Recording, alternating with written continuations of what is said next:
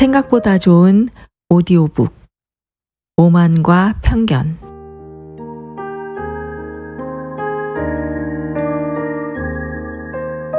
고전 문학의 대표작인 제인 오스틴의 오만과 편견은 1813년에 출간되어 사랑, 계급, 자존심, 선입견 등을 섬세하게 그려낸 사회풍자 로맨스 소설입니다.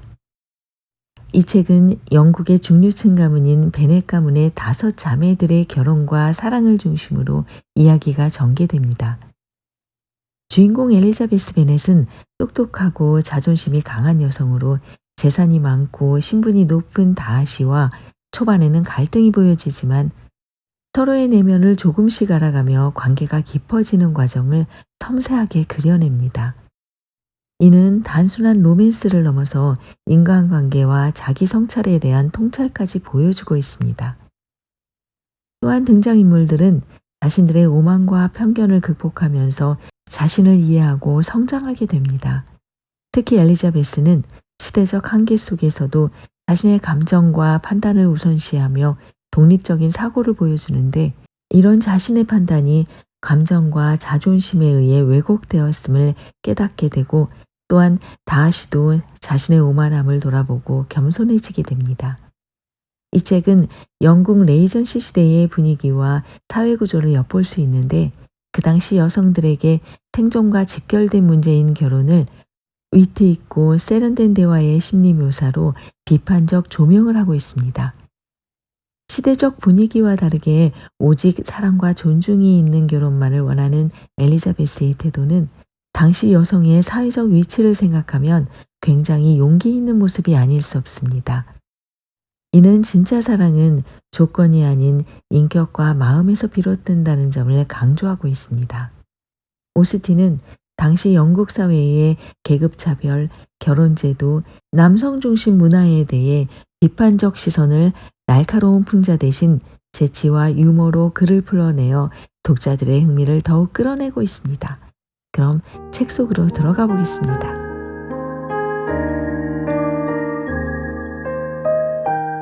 재산을 많이 가진 혼자 사는 남자에게 아내가 필요할 것이라는 것은 누구나 당연하다고 생각합니다. 이런 사람이 가까이에 이사라도 오면 사람들은 그의 감정이나 의사를 알기도 전에 자기네 딸과 당연히 인연을 맺고 싶어 합니다. 어느 날 베넷 부인이 남편에게 말했습니다. 드디어 네더필드 저택에 세입자가 나타났다는 소식이 들렸어요. 나타났대요. 방금 롱부인이 와서 자세히 얘기해주고 갔어요. 베넷이는 대꾸도 하지 않았습니다. 그 세입자가 누군지 알고 싶지 않아요? 글쎄 여보, 롱부인 말로는 잉글랜드 북부의 아주 부유한 청년이 네더필드로 들어온다지 뭐예요. 월요일에 사두마차를 타고 집 보러 와서는 마음에 쏙 든다며 그 자리에서 모리스 씨랑 계약을 해버렸대요. 이사는 미카엘 축일 전이고 하인 몇몇은 다음 주말쯤 미리 들어온다네요. 그 청년 이름이? 빅리요. 결혼은 했답니까? 이혼이지요. 당연히. 미혼에다가 1년 수입이 4-5천 파운드나 되는 재력가랍니다. 우리 딸들한테 얼마나 잘된 일이에요. 무슨 소리요? 그게 우리 애들하고 무슨 상관이 있기에. 답답합니다. 그 청년이야말로 우리 사익감이잖아요. 그럴 속셈으로 이 동네에 이사 온단 말입니까? 속셈이라니요. 빅리 씨가 우리 딸들한테 푹 빠질 거라고요. 그러니 그이가 이사를 오거든 당신은 곧장 가서 아는 척을 하세요. 그럴 일은 없을 것 같소. 당신이랑 애들이랑 가든가 애들만 보내든가. 뭐 애들만 보내는 게 낫겠구려. 우리 딸애들 못지않은 당신 매력에 빅리 씨가 홀딱 반할지도 모르니. 칭찬을 다 하시네. 물론 내가 미모로 한몫은 하지만 다 자란 딸 자식 5이나 둔 엄마라면 이제 그만 신경 끌 때도 됐죠. 그래도 여보, 빅리 씨가 오면 당신이 꼭 가서 만나봐야 한다니까요. 정말이지 장담은 못하겠소. 당신 딸들 일이잖아요. 걔들 중 하나가 평생 잘 먹고 잘 살 것만 생각하라고요. 윌리엄 경이랑 루카스 여사도 가기로 했다던데 어디 딴 이유 있겠어요? 보통은 누가 이사 왔다고 해서 굳이 찾아가 인사하는 부부가 아니잖아요. 아무튼 당신도 무조건 가요. 당신이 안 가는데 우리끼리 찾아갈 순 없으니까. 참으로 걱정도 팔자구려. 내 장담하는데 빅리 씨는 당신과 우리 딸을 반갑게 맞아줄 거요. 걔들 중 누구를 택하건 나는 기꺼이 결혼을 승낙한다고 몇 줄 적어줄 테니 내 편지를 가져가시오. 물론 우리 리지 칭찬을 슬쩍 끼워 넣기야 하겠지만 제발 참아줘요. 도대체 리지가 다른 애들보다 어디가 낫습니까? 미모라면 제인이 곱절은 이쁘고 성격은 리디아가 배나 낫구만. 그런데도 당신은 항상 리지만 편애하고 나머지 애들은 딱히 내세울 게 없어요. 하나같이 철없고 무지한 게 여느 여자애들하고 다를 게 없지. 걔들에 비하면 리지는 확실히 영리하단 말이야. 이봐요, 베네 씨. 당신 자식들 얘기를 어찌 그렇게 함부로 합니까? 당신은 날 약올리는 게 재밌지요? 신경감 있는 사람을 가엾게 여기지도 않고. 부인, 그것은 오해요. 난 당신의 과민한 성격들을 매우 존중한다오. 이제는 오랜 벗이나 다름없지. 근 20년간이나 당신의 신경감인이란 얘기를 듣고 살았으니. 내가 얼마나 괴로운지 알지도 못하면서. 그래도 이겨내길 바라오. 연수입 4,000파운드인 청년들 여럿을 동네 이수로 맞아들일 만큼은 오래오래 살아야 하지 않겠소? 그런 청년 20명이 이사 온들 당신이 가서 만나지 않을 테니 아무 소용이 없네요. 아이고, 20명쯤 되면 내가 틀림없이 모두 만나볼 테니 걱정은 붙들어 매시구려. 영민하고 비꼬길 잘하는 데다가 내성적이며 충동적인 기질이 묘하게 뒤섞인 베네 씨의 성격을 아내가 파악하기엔 함께한 23년의 세월도 부족했습니다. 한편 베넷 부인의 머릿속을 파악하는 건 그리 어렵지 않았지요. 그녀는 미련하고 무식하며 걸핏하면 기분이 오락가락하는 여자였습니다. 뭔가 불만스러울 때면 자신이 신경과민에 시달린다고 여겼습니다. 그녀에겐 딸들 결혼시키는 게 평생의 업이었고 이웃집을 들락거리며 소문을 듣거나 전하는 것이 평생 낙이었습니다.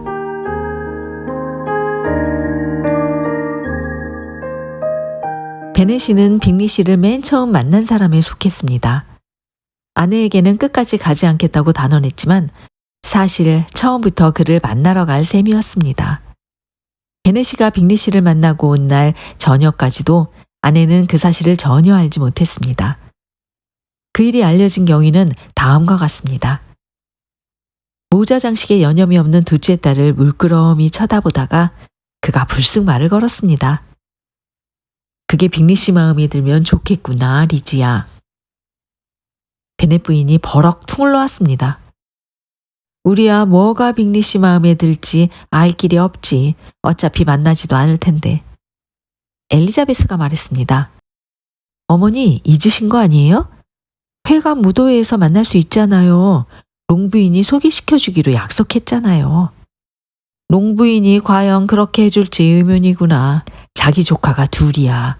이기적이고 위선적인 여자고 난 그 여자 믿업지가 않아. 베네 씨가 말했습니다. 내 생각도 같소. 당신이 그 여자 도움에 의지하지 않는다니 다행이구려. 베네 부인은 애써 대꾸하지 않았지만 분을 참지 못하고 결국 애꿎은 딸 하나를 나무라기 시작했습니다.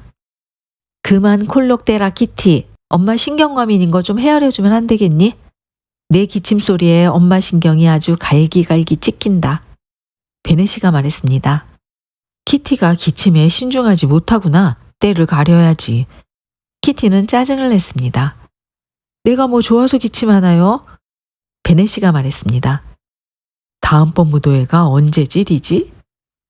보름 남았어요. 베네 부인이 기세등등하게 외쳤습니다. 그래, 그렇지. 롱 부인은 그 전날에나 돌아오고 그런 주제에 소개는 무슨 자기도 빅리 씨랑 모르는 사이일 텐데. 그렇다면 부인, 당신이 친분을 이용해 빅리 씨를 롱 부인한테 소개해 줄 수도 있겠구려. 말이 안 되는 소리를 하세요, 베네 씨. 말이 안 되는 소리를. 나야말로 친분이 없는데 소개라니요.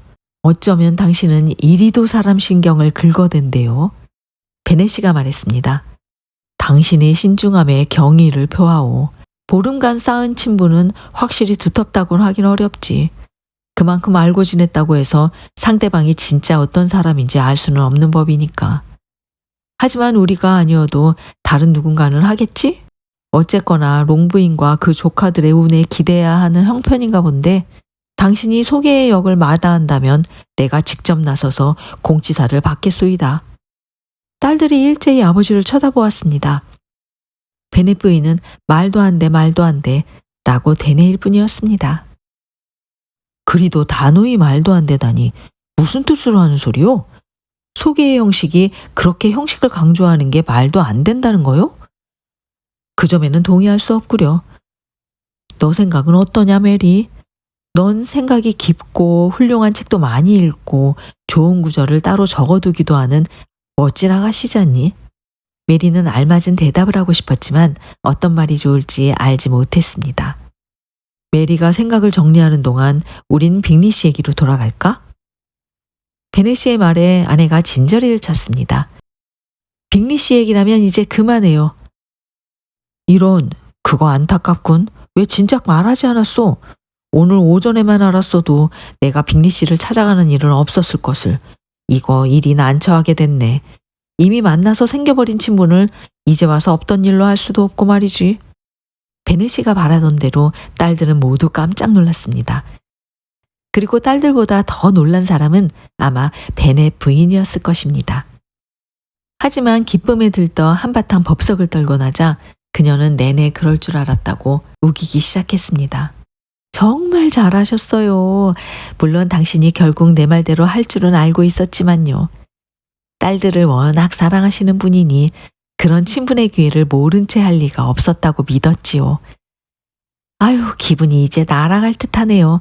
그나저나 오전에 다녀왔으면 지금껏 한마디도 내색도 안 하다니 정말 짓궂으시네. 자, 기티야, 이제 마음껏 기침해도 되겠구나. 아내의 호들갑에 지친 베네 씨는 이렇게 말하며 자리를 떴습니다. 방문이 닫히자 베네 부인은 딸들에게 말했습니다. 얼마나 훌륭한 아버지시니 너희가 아버지 은혜를 어찌 갚을 수 있을지 모르겠구나. 하기야 어머니 은혜도 그렇고 우리 나이가 되면 매일 새로운 사람을 사귀는 일은 그렇게 즐겁지는 않단다. 하지만 너희를 위한 일이라면 엄마 아빠는 무슨 일이든지 감수할 수 있을 거다. 우리 리디야, 넌 어리지만 엄마 생각엔 다음번 무도회에서 틀림없이 빅리 씨가 너랑 춤출 것 같구나. 리디아는 당차게 대답했습니다. 아, 좋아요. 난 제일 어리지만 키는 제일 크니까요. 그 저녁 시간 내내 베네가의 여인들은 빅리 씨가 언제쯤 답례 방문을 올지 추측하고 언제쯤 그를 정찬에 초대하면 좋을지 상의했습니다.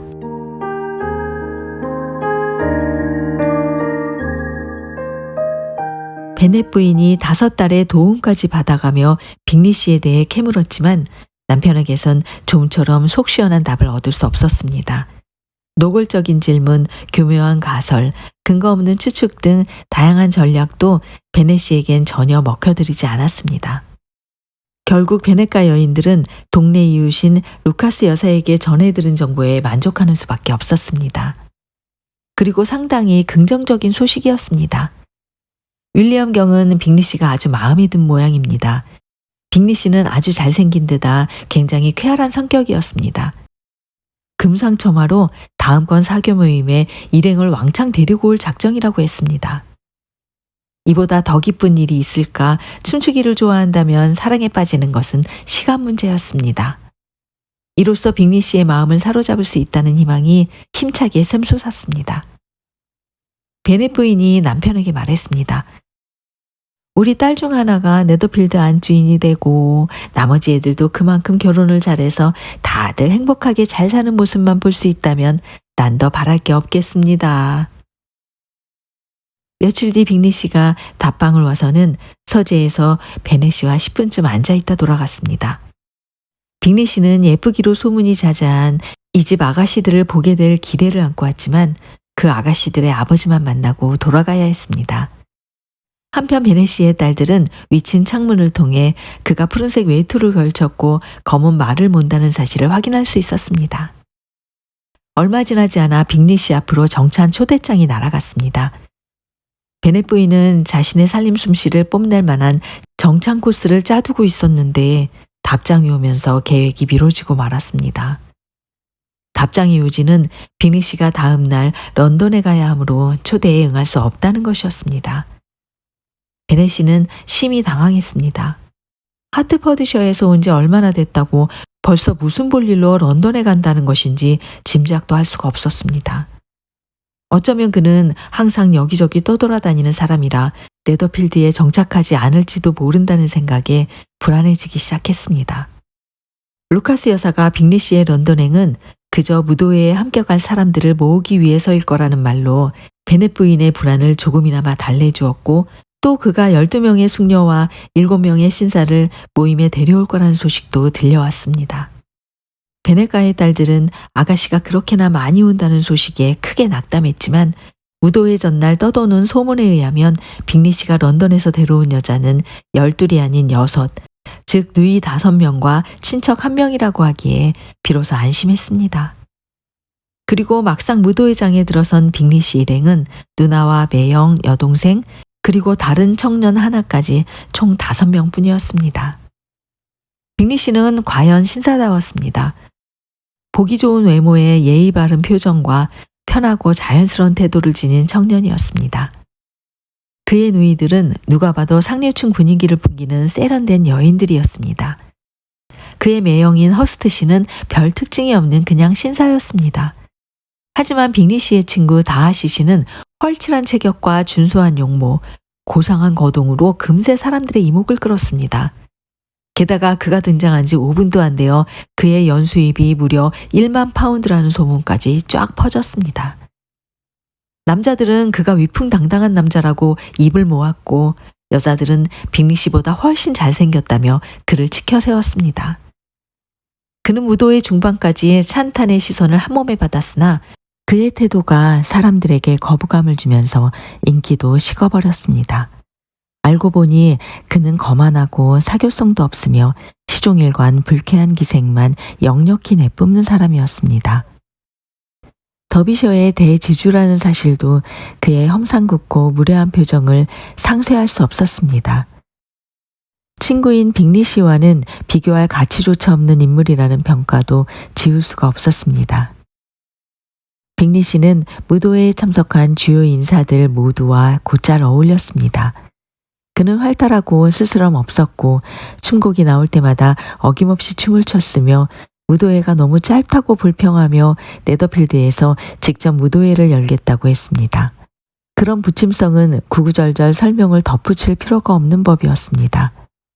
함께 온 친구와 어찌나 대조적인지 디아시 씨는 빅리 씨의 누이들과 딱 한 번씩 춤을 췄을 뿐 누가 아가씨를 소개해 주겠다고 해도 일절 거절했고, 무도회장 안을 서성이다 가끔 자기 일행 중 한 사람과 대화를 나누며 시간을 보냈습니다.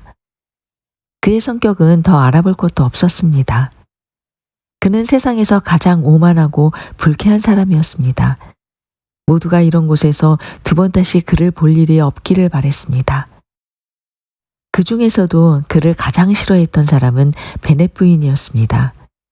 안 그래도 행동거지가 대체로 마음에 들지 않았는데 자신의 딸을 무시했다는 사실에 무척 화가 나 있었습니다. 무도회에는 남자가 모자랐기에 엘리자베스는 벌써 2번이나 춤을 추지 못하고 자리에 앉아 있어야 했습니다. 그동안 그녀는 다하시 씨 옆에 있었기 때문에 그와 빅리 씨가 나누는 대화를 엿들을 수 있었습니다. 빅리 씨는 춤을 잠시 멈추고 그가 어울리도록 권하고 있었습니다. 다하시, 그렇게 장승처럼 가만히 서 있기만 할 건가? 자네가 춤추는 것을 보고 싶은데. 별로 춤추고 싶지 않군 그래. 내가 잘 알지도 못하는 상대와 춤추는 걸 별로 좋아하지 않다는 사실을 자네도 잘 알고 있지 않나? 그건 내게 형벌과도 같은 일이라네. 게다가 자네 여동생들은 파트너들이 있고. 빅리 씨가 말했습니다. 그렇게 까다롭게 굴지 말게. 솔직히 말해서 오늘처럼 유쾌한 시간을 가진 적도 드물다네. 상당한 미인들도 보이고 말이야. 다하시 씨는 베네 씨의 맞다를 쳐다보며 말했습니다. 자넨 이곳에서 제일 이쁜 여자와 춤을 추고 있지 않나? 빅리 씨가 말했습니다. 그래, 저런 미인은 정말 보기 힘들 거야.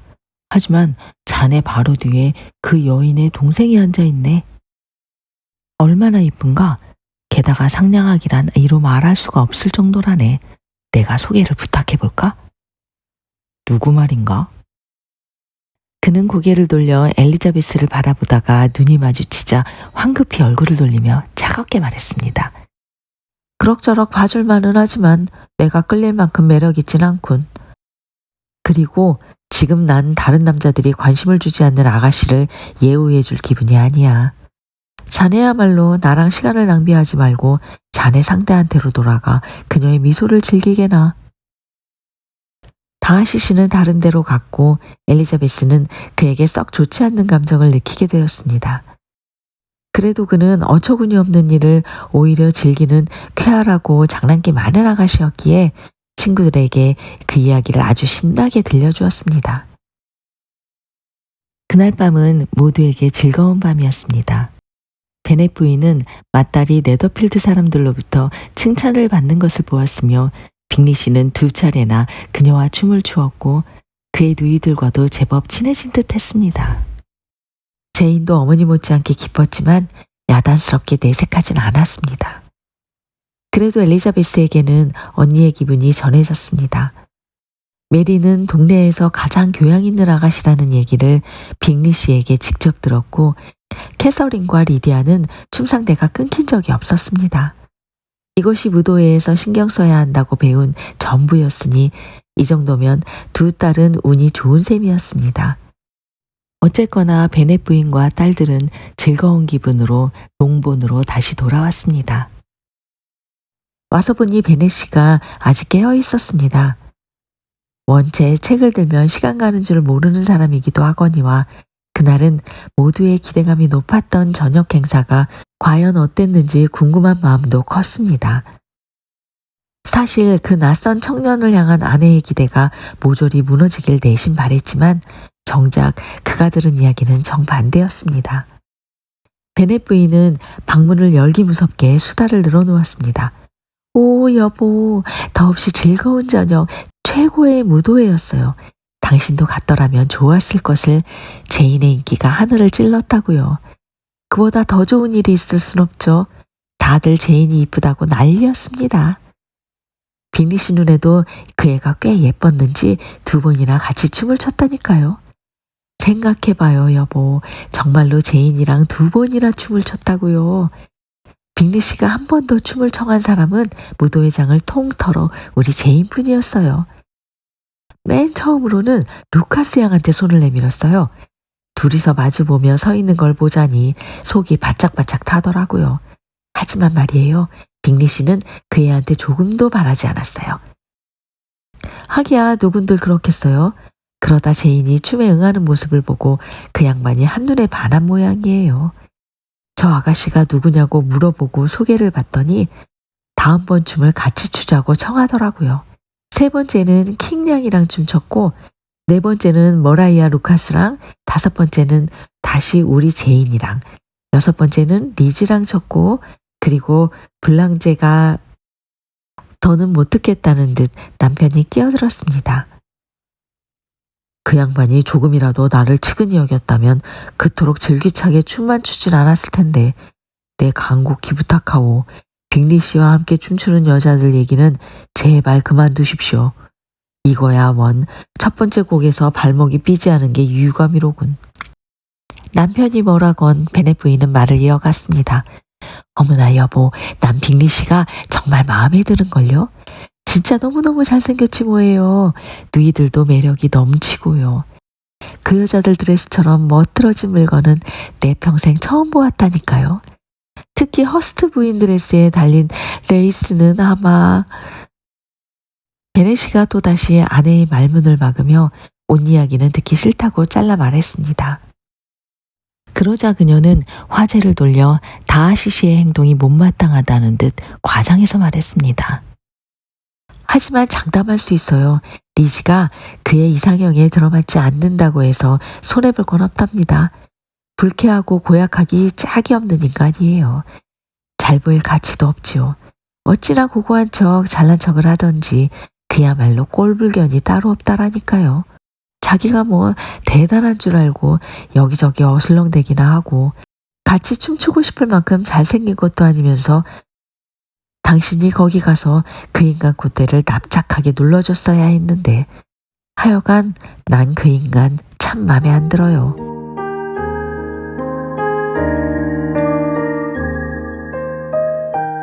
그동안 빅리 씨 칭찬하기를 조심스러웠던 제이는 엘리자베스와 단둘이 있게 되자 그가 얼마나 마음에 들었는지 실컷 털어놓았습니다. 젊은 남자가 갖춰야 할 모든 걸 갖춘 사람이야. 합리적이고 유쾌하고 활기 넘치고 그렇게 매너 좋은 사람은 처음 봤어. 뭘 하든 편안하고 자연스러운 게 완벽하게 잘 자란 티가 난다니까. 엘리자베스가 맞장구 쳤습니다. 게다가 잘생겼지.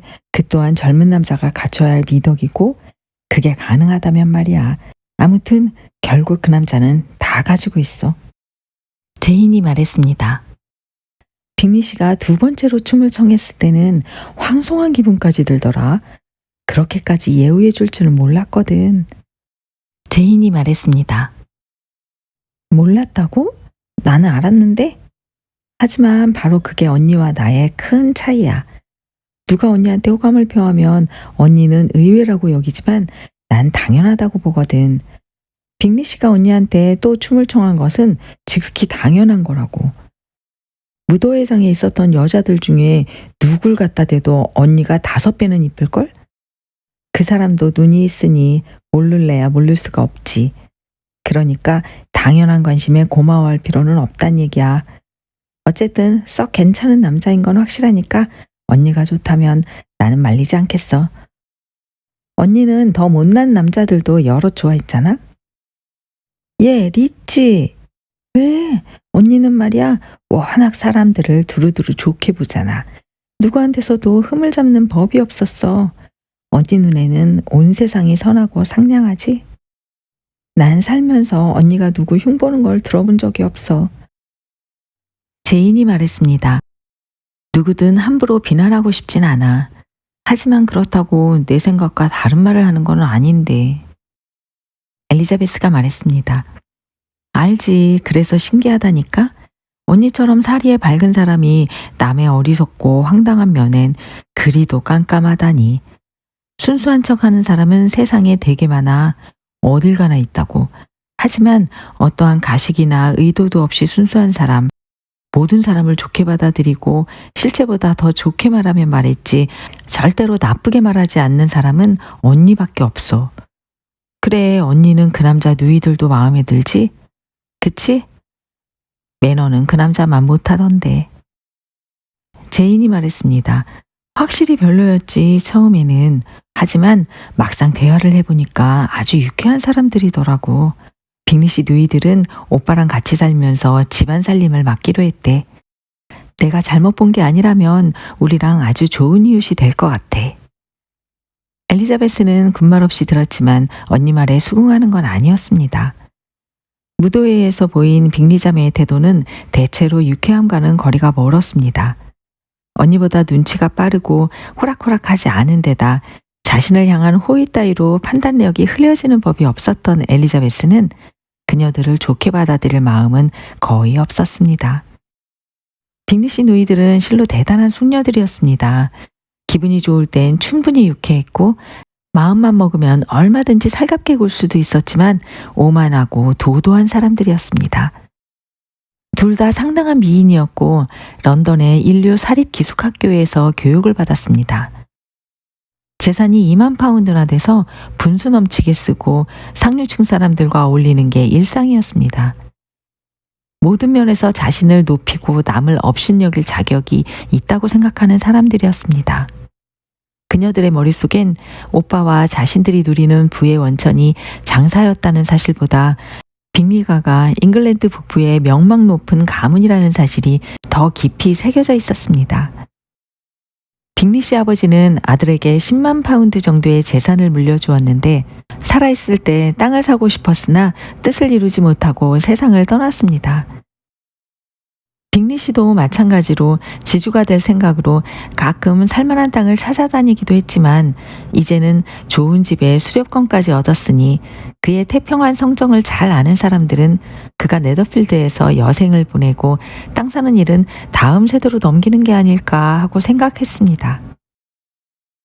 빅리 씨 누이들은 오빠가 자기 땅을 갖기를 간절히 바랬습니다. 그치만 그가 고작 세입자로서 자리를 잡았을 뿐임에도 빅리 씨 누이들은 기꺼이 그의 식탁을 책임지려고 했습니다. 재산보다 지위를 보고 결혼한 허스트 부인도 형편에 따라 그의 집이 제 집인 양 아무렇지도 않게 얹혀 살았습니다. 빅리 씨는 성년이 된 지 채 2년도 안 됐는데 우연히 네더필드 저택을 한번 둘러보라는 권유를 받았습니다. 그도 마음이 동해서 실제로 찾아와 안팎으로 30분을 살펴봤는데 저택의 위치와 실내의 주요 공간들이 마음에 든 데다가 이곳을 칭찬하는 소유주의 말이 너무 만족스러워 곧바로 임대 계약을 해버린 것입니다. 빅리 씨와 다하시 씨는 성격이 극과 극임에도 한결같이 우정이 돈독했습니다. 다하시 씨는 빅리의 나긋하고 솔직하며 양순한 성품을 너무 좋아했습니다. 그렇다고 그와 정반대인 자신의 성격에 결코 불만이 있는 건 아니었는데 말입니다. 다하시의 평가를 하는 힘을 빅리는 굳게 신뢰했고 그의 판단을 가장 믿어왔습니다. 또한 이해력도 다하시가 우월했습니다. 빅리 씨도 절대 머리가 나쁘지 않았지만 다하시 씨는 정말 비상했습니다. 그는 거만하고 내성적이며 까다로운 사람으로 본대 있게 자랐음에도 사람들에게 좋은 인상을 주지는 못했습니다. 그런 면에서는 빅리 씨가 훨씬 좋아 보였습니다. 그는 어딜 가나 어김없이 호감을 샀고 다하시 씨는 언제나 불쾌감을 안겨주었습니다. 메리턴 무도회를 두고 나눈 대화에서도 두 남자의 대조적인 성격이 여실히 드러났습니다. 빅리 씨는 그렇게 유쾌한 사람들과 예쁜 여자들을 만나는 건 평생 처음이었고 모두가 친절과 배려를 아끼지 않았으며 격식을 따지지 않는 화기애애한 분위기였고 금세 거기 있던 사람들과 원래 알고 지냈던 사이처럼 느껴졌다고 했습니다. 제인에 대해서는 천사도 그녀보다 아름다울 수는 없을 거라고 황홀해했습니다. 반면 다하시 씨는 별 볼 일 없는 외모에 촌스러운 사람들이 잔뜩 모여 있더라면서 누구한테서도 일말의 흥미조차 느낄 수 없었습니다. 그에게 관심을 주거나 즐거움을 줄 사람도 전혀 없다고 했습니다. 그리고 제인 양이 이쁜 건 인정하지만 미소가 해프다고 했습니다. 허스트 부인과 빅리 씨 자매들은 다하시 씨의 평을 수긍하면서도 그래도 제인은 참 사랑스러운 아가씨이며 마음에 든다고 칭찬했고 좀 더 친해지기를 마다할 이유가 없다고 했습니다. 그렇게 베넷 양은 사랑스러운 아가씨로 결론이 났고 이러한 누이들의 찬사를 허락으로 느낀 빅리 씨는 자신이 선택한 그녀에 대한 생각을 그대로 고수하기로 마음먹었습니다.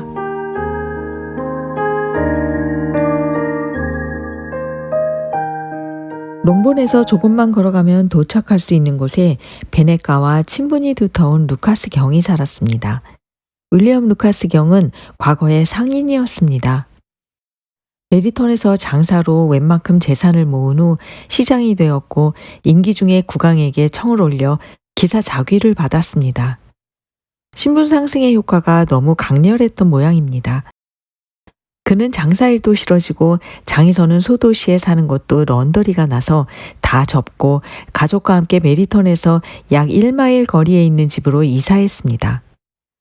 그때부터 그 집은 루카스 별장이라고 불리게 되었는데 그곳은 루카스 경이 자신의 권위를 내세울 수 있는 구실을 제공했습니다. 덕분에 그는 장사의 굴레에서 벗어나 온 세상에 호의를 베푸는 일에 전념할 수 있었습니다.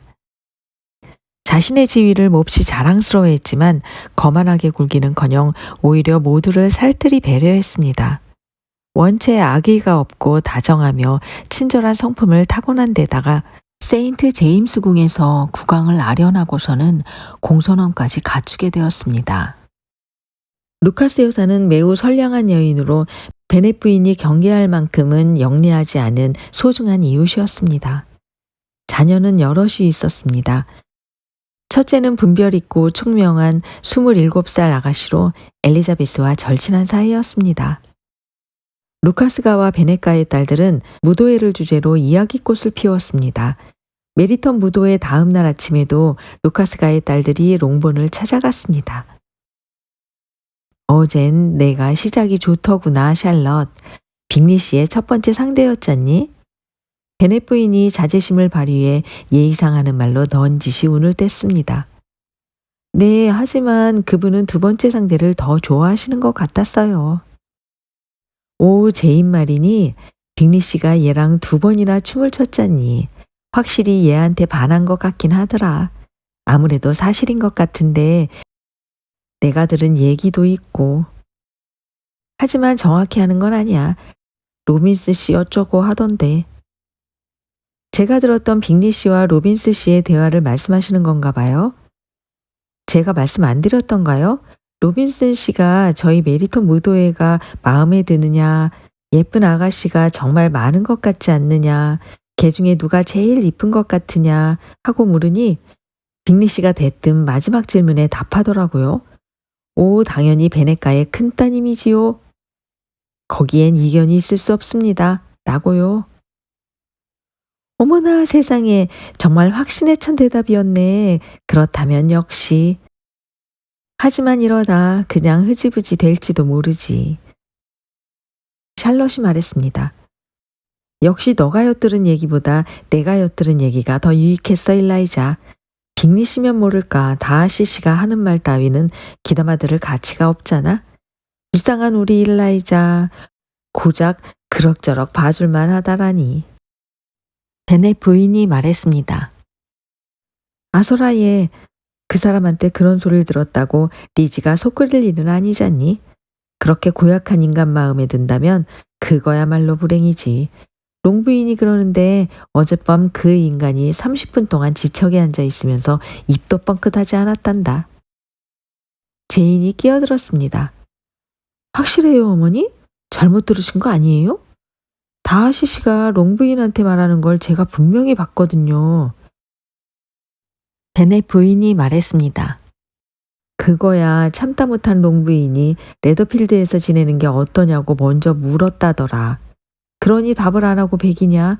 하지만 말을 시켜서 아주 기분 나쁜 티를 내더래. 빅리 씨 말로는 그분이 친한 사람이 아니면 좀처럼 입을 열지 않는데요. 하지만 친한 사람과 함께 있을 때면 놀랍도록 친절하던데요. 제인의 말에도 베넷 부인의 태도는 달라지지 않았습니다. 전혀 못 믿을 말이구나 얘야. 그렇게 친절한 사람이라면 롱부인한테 말을 걸었겠지. 하긴 어찌된 일인지 알만해. 아주 오만에 사로잡힌 인간이라고 다들 입을 모으더라. 보나마나 롱부인한테 마차가 없어서 전세마차 타고 무도회에 왔단 얘기를 들은 게지. 다시 샬럿이 말했습니다. 그분이 롱부인에게 말을 걸지 않은 거야 상관없지만 일라이자와 함께 춤추지 않은 건 못내야 싶네요. 베넷 부인이 말했습니다.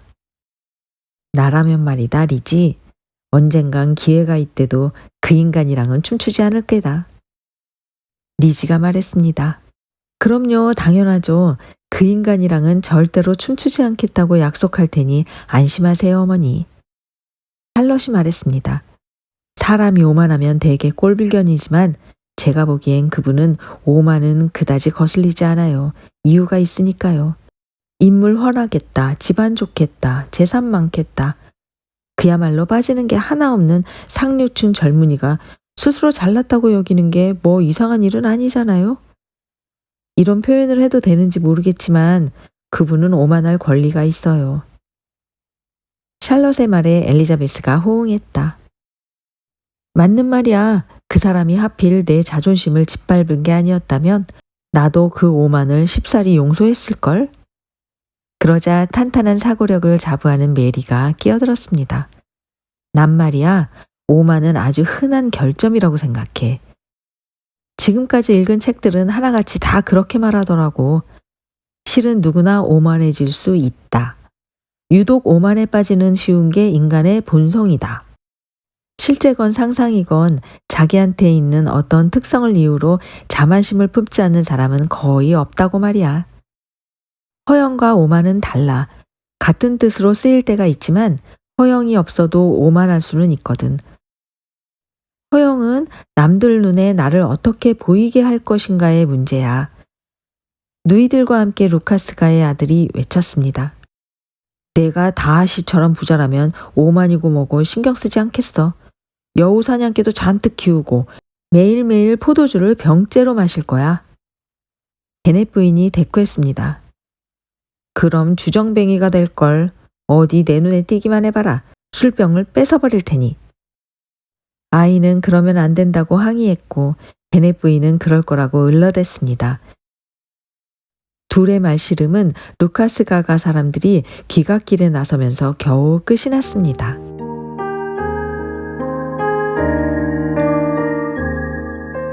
롱본의 여인들은 곧 네더필드를 방문했습니다. 또한 이에 따라 답방도 이루어졌습니다. 허스트 부인과 빅리 자매는 사근사근한 제인이 볼수록 마음에 들었습니다. 베넷 부인은 도무지 좋게 봐줄 수가 없었고 나머지 딸들은 말 섞을 가치도 없어 보여서 첫째와 둘째 딸에게 더 친하게 지내고 싶다는 의사를 표했습니다. 제인은 이러한 관심을 더없이 기쁘게 받아들였지만 엘리자베스는 그녀들이 모든 사람을 심지어 자신의 언니까지 하찮게 대한다고 보았기 때문에 속없이 좋아할 수는 없었습니다. 그래도 빅리가의 여인들이 제인을 그나마 친절하게 대하는 건 오라비가 들어놓은 찬사의 영향을 받았을 가능성이 크다는 점에서 의미가 있었습니다. 빅리 씨가 제인을 연모한다는 건 두 사람이 만날 때마다 표가 났으니 누가 봐도 명백했고 제인 역시 처음엔 그의 마음에 들기 위해 가졌던 좋은 감정에 스스로 사로잡혀서 어느 정도 사랑에 빠졌다는 것 또한 엘리자베스 눈에는 명백했습니다. 엘리자베스는 제인이 워낙 다정다감하고 침착하며 언제나 누구에게든 쾌활한 사람이라 빅리 씨에 대한 언니의 마음이 만천하에 드러나지 않는 게 다행이라 여겼습니다. 남일에 참견하기 좋아하는 사람들의 호기심을 피할 수 있었으니까요. 엘리자베스는 이런 생각을 샬럿에게 말했습니다.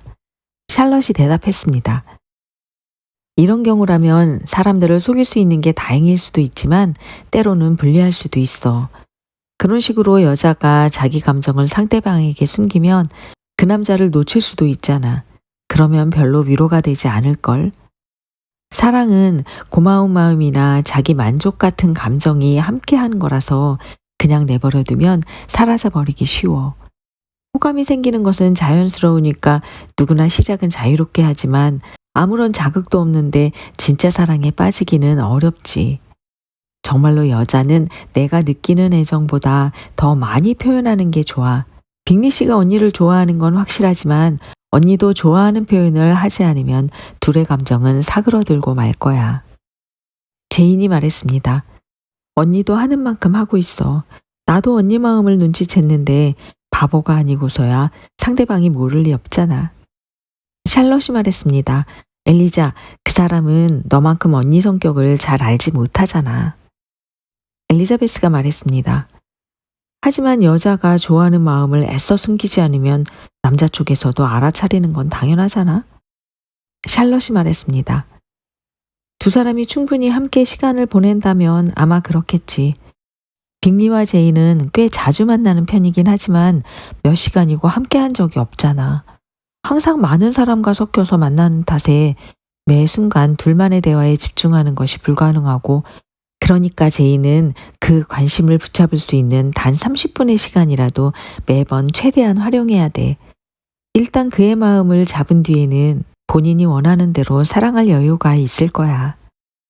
엘리자베스가 말했습니다. 괜찮은 작전이네. 오로지 결혼을 잘하고 싶은 마음뿐이라면 말이야.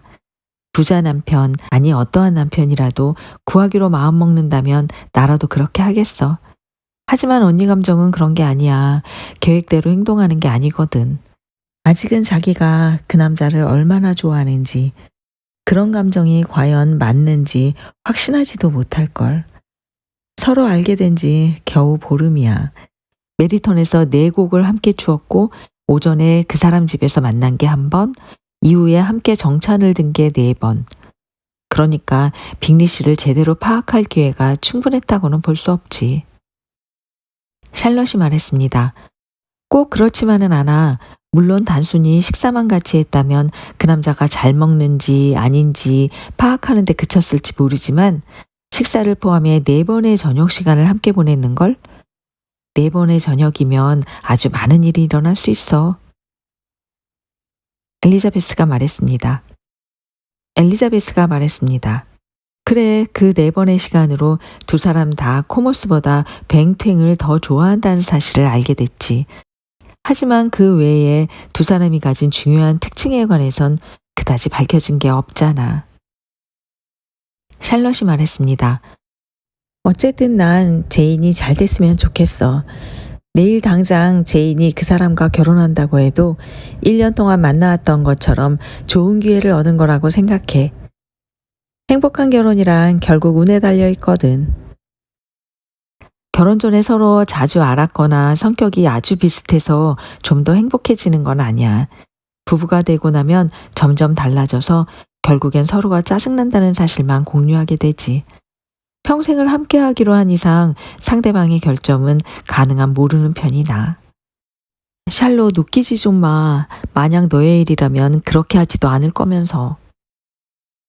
엘리자베스는 언니에 대한 빅리 씨의 애정을 확인하느라 자신이 다하 씨에게 관심의 대상이 되고 있다는 사실을 전혀 알지 못하고 있었습니다. 다하시 씨는 사실 그녀를 예쁘게 여기지 않았어서 무도회에서 쳐다보지도 않았었습니다. 그 다음에 만났을 때도 그저 흠만 한눈에 띄었고 특별한 점이 없는 여자라고 생각했지요. 그러나 그녀의 초롱초롱한 검은 눈과 표정은 무척 총명한 아가씨 같았고 그녀의 자태는 우아하고 상대방의 기분을 들뜨게 한다는 사실을 인정하지 않을 수 없었습니다. 또한 그녀의 예의범절은 결코 상류사회의 것은 아니었지만 명랑한 자연스러움이었습니다. 그러나 엘리자베스는 다하시 씨가 유쾌한 사람도 아니며 자신과 같이 춤출 만큼 멋지다고 생각하지 않았기 때문에 이런 사실을 전혀 모르고 있었습니다. 다하스 씨는 윌리엄 루카스 경의 집에 모두 모였을 때 그녀에 대해 더 많은 것을 알고 싶어서 살짝 접근했는데 이런 행동이 엘리자베스에게 주의를 끌었습니다. 그는 그녀를 더 알고 싶어졌습니다. 엘리자베스가 샬럿에게 말했습니다. 내가 포스트 대령님이랑 대화하는 걸 다하시 씨가 유심히 듣던데 도대체 왜 그러는 걸까? 샬럿이 말했습니다. 그건 오직 다하시 씨만 답해줄 수 있는 질문이네. 엘리자베스가 말했습니다. 하지만 한 번만 더 그러면 무슨 수작인지 다 안다고 확실히 알려줄 거야. 눈빛이 이상해. 내가 먼저 세게 나가지 않으면 그 인간한테 주눅 들겠어. 잠시 후 다하시 씨가 가까이 오자 샬롯은 엘리자베스에게 직접 물어보라고 했습니다. 이에 엘리자베스는 바로 그를 향해 돌아서서 물어봤습니다. 어떻게 생각하세요, 다하시 씨? 방금 제가 포스터 대령님께 메리턴에서 무도회를 열어달라고 졸랐잖아요. 제 생각을 아주 잘 전달했다고 생각하시나요?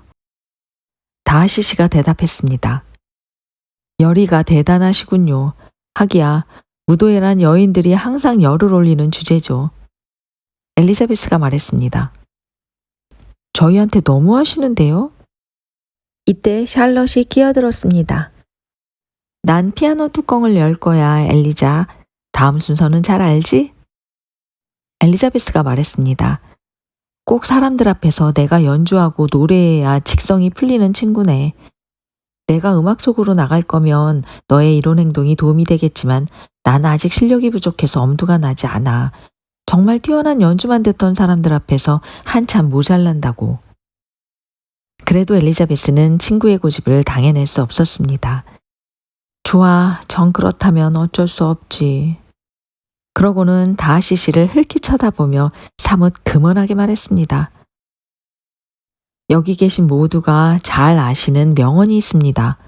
숨은 참았다가 죽이나 시키는 데 써라.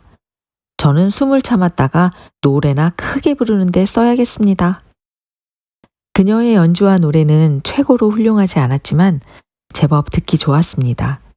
한두 곡이 끝나자 또 들려달라는 요청이 여기저기서 들렸습니다. 그러나 그녀가 응할 새도 없이 동생 메리가 잽싸게 피아노를 차지했습니다. 베네가에서 유일하게 평범한 외모를 타고났기 때문에 지식과 교양으로 열심히 쌓아온 메리는 언제고 자신의 재주를 과시하고 싶어 안달입니다.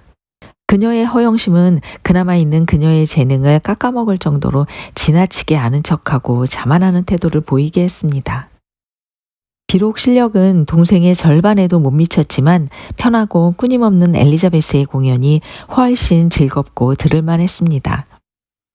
메리의 기나긴 협주곡 연주가 끝날 무렵 동생들이 스코틀랜드 가곡과 아일랜드 가곡을 신청하고는 한쪽 구석에서 춤추는 사람들 틈으로 루카스가의 딸들과 두세 명의 장교들과 함께 열심히 춤을 추었고 그 두 곡을 마치고 나서야 메리는 다행히도 청중의 칭찬과 감사를 얻어낼 수 있었습니다.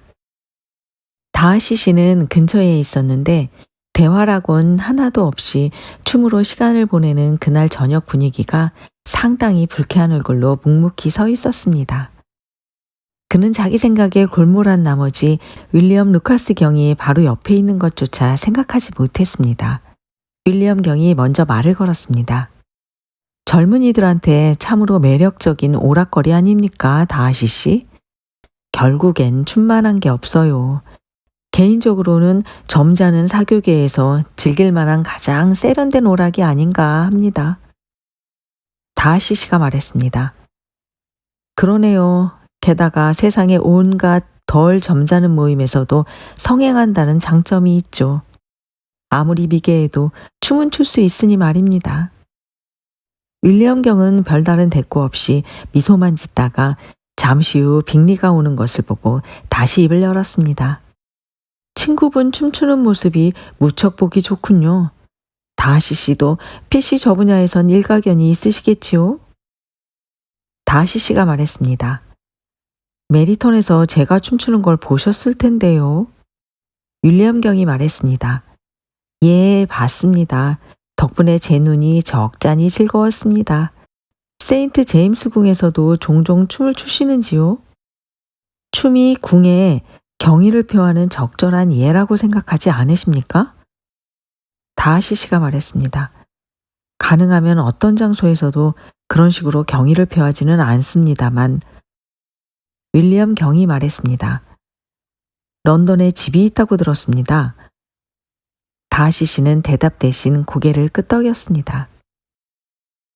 저도 한때 상류층 사교계가 좋아서 런던에 자리를 잡을까 생각한 적이 있었습니다.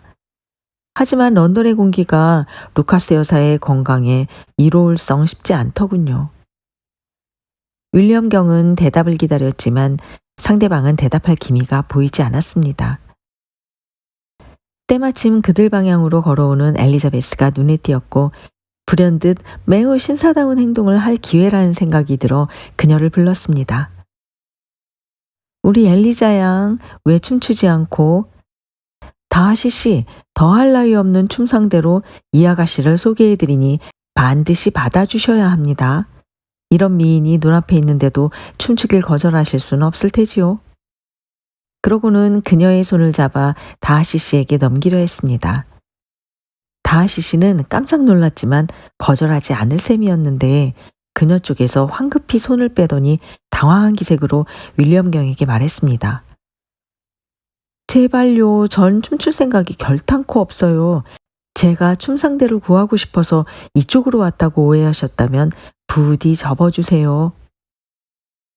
다하시 씨가 정중하게 이해를 갖춰 그녀의 손을 잡는 영광을 정했지만 헛수고였습니다.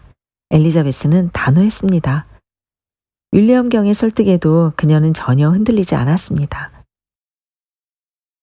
윌리엄 경이 말했습니다. 춤솜씨가 그리도 뛰어난데 엘리자, 춤추는 자네를 보는 행복을 내게 안겨주지 않겠다니 잔인하고먼 그래. 더구나 이 신사부는 평소 오락거리를 싫어하시는데도 이번만은 흔쾌히 우리에게 30분을 내어주실 텐데. 엘리자베스가 말했습니다. 다하시 씨는 예의 바른 분이시지요. 엘리자베스는 빙긋 웃으며 말했습니다. 정말 그렇지. 하지만 엘리자, 다하시 씨가 친절하게 대하는 것을 이상하게 생각할 필요는 없어. 이런 멋진 여인을 세상에 누가 싫다고 할까? 엘리자베스는 능청스러운 표정을 짓고는 돌아섰습니다.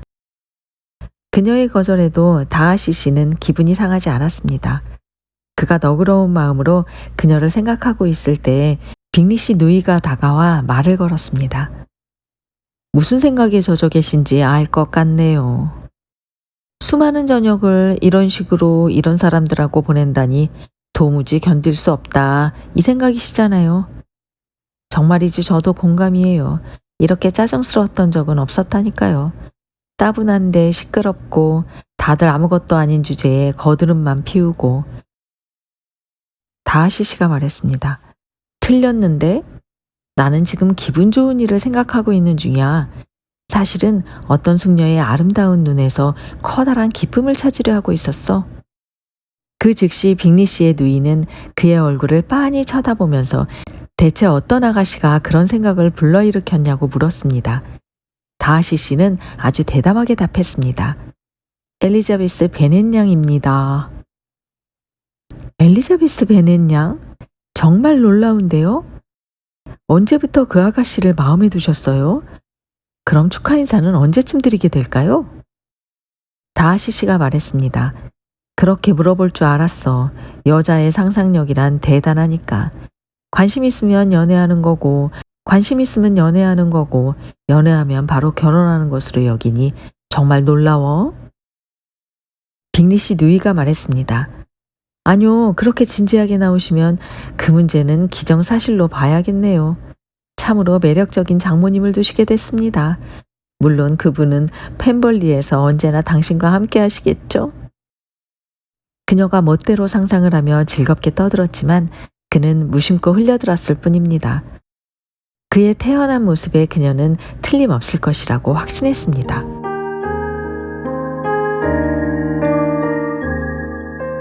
베네시의 재산은 연수입 2,000파운드의 토지가 전부였는데 그의 딸들에겐 안 됐지만 아들이 없는 탓에 그마저도 먼 친척이 상속받게 돼 있었습니다.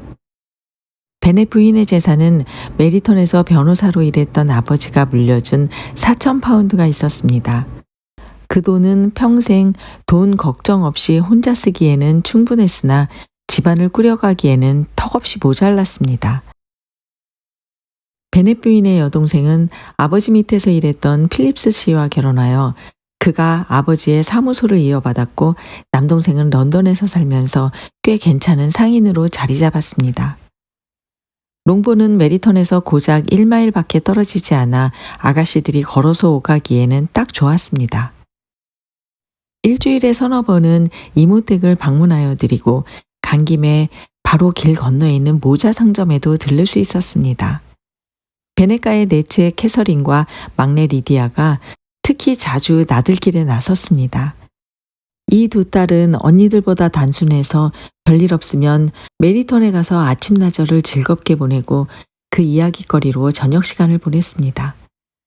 시골 마을이라 어지간해서는 새로운 소식이 없기 때문에 그녀들은 줄곧 이모에게서 많은 소식을 들었습니다. 심지어 얼마 전 이 지역에 도착한 민병대 얘기로 기쁨이 넘쳐났습니다. 군부대는 메리턴에 본부가 있었고 겨우내 주둔할 예정입니다. 이제 두 아가씨는 이모를 찾아갈 때마다 흥미진진한 정보를 잔뜩 들을 수 있었습니다. 날이면 날마다 그녀들 머릿속에 장교들의 이름과 인맥에 관한 정보가 차곡차곡 쌓여갔습니다. 오래지 않아 장교들의 숙소가 어딘지도 알았고 급기야 그들을 직접 만나기 시작했습니다. 필립스 씨는 그들을 모두 방문하여 처조카들에게 일찍이 알지 못했던 행복의 문을 열어주었습니다. 그녀들은 오로지 장교 얘기만 했습니다. 어머니를 기분 좋게 하는 빅리 씨의 막대한 재산도 그녀들 기준에선 소유의 군복에 비하면 얘기거리가 못됐습니다. 어느 날 아침 이 주제에서 벗어나지 않는 두 딸의 열띤 장광설을 듣던 베네시가 이윽고 냉랭하게 말했습니다. 너희들 말하는 걸 듣자 하니 이 나라에 둘째가라면 서러울 바보들이 틀림없구나. 그동안 설마했는데 이제 확실해졌어. 캐서린은 당황해서 아무 말도 못했지만 리디아는 전혀 아랑곳하지 않고 카터 대위가 멋있다는 둥, 그가 내일 아침에 런던으로 간다니까 오늘 중으로 꼭 볼 수 있으면 좋겠다는 등 계속 떠들어댔습니다. 베넷 부인이 남편을 나무랐습니다.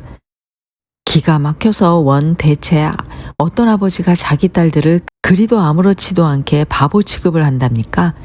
남의 자식이면 모를까 내 자식 흉보는 건 아니죠. 베넷이가 말했습니다. 내 자식들이 바보라면 내가 알고 있어야 하지 않겠소.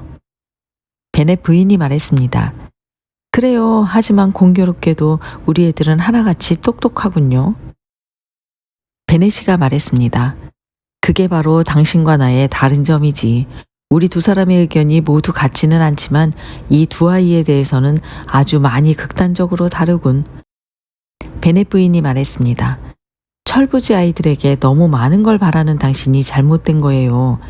이 아이들도 나이가 들면 군인 얘기는 하라고 해도 하지 않을 거라고요. 나도 한때는 붉은 제복이 얼마나 좋았는데 사실 그 마음은 아직도 여전해요. 연수입이 5, 6천 파운드쯤 되는 젊고 똑똑한 대령이 우리 딸을 원한다고 하면 난 반대하지 않을 거예요. 요전번 밤에 윌리엄 경댁에서 보니까 포스터 대령 제복이 참 잘 어울리던데요. 리디아가 반갑게 소리쳤습니다. 엄마, 이모님이 그러시는데요. 포스터 대령님이랑 카터 대위님이 이제는 처음 오셨을 때만큼 왓슨 양내로 자주 가시지 않는데요. 요즘은 클라크 도서관에서 자주 눈에 띄신다는데. 베넷 부인이 뭐라 호응할 새도 없이 하인이 편지를 가지고 들어왔습니다. 네더필드에서 제인에게 보낸 편지였습니다. 하인은 답을 기다렸습니다. 제인이 편지를 읽는 내내 베넷 부인은 넘치는 기쁨에 눈을 반짝이며 쉴 새 없이 딸아이를 들볶았습니다. 그래 제인, 누가 보낸 거니? 무슨 일로? 그 남자가 뭐래? 아휴 제인, 빨리 읽고 얘기 좀 해줘. 어서. 빅리씨 누이들이 보냈어요. 마침내 제인이 대답하고는 소리내어 편지를 읽었습니다. 친애하는 벗에게 오늘 저희 자매와 정찬을 함께하는 인정을 베푸시지 않으면 루이자 언니와 난 평생 서로 비호하게 될지도 모릅니다. 여자들이 온종일 마주치며 말을 주고받다 보면 싸우지 않고 좋게 끝날 수는 없는 법이니까요. 이 편지를 받거든 최대한 빨리 와주세요. 우리 오빠랑 신사분들은 장교들과 정찬 약속이 있답니다. 당신의 친구 캐롤라인 빅리. 리디아가 득달같이 외쳤습니다. 장교들과 정찬이라니? 이모님이 왜 그 얘기는 빼먹으셨지?